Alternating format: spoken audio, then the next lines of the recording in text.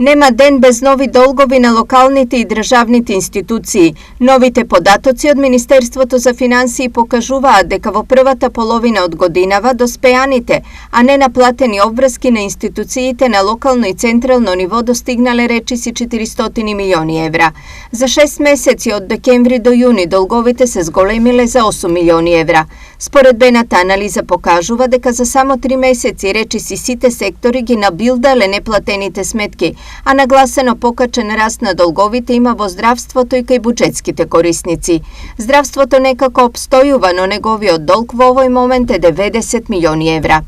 За 3 месеци раст на долговите има и кај општинските јавни предпријатија и тие сега достигнаа 65,5 милиони евра. Заедно и едните и другите ја прават должничката финансиска слика која изгледа вака. Буџетски корисници 17 милиони евра, јавно здравство 95,3, општински јавни предпријатија 65,8 и општини 69,9 милиони евра.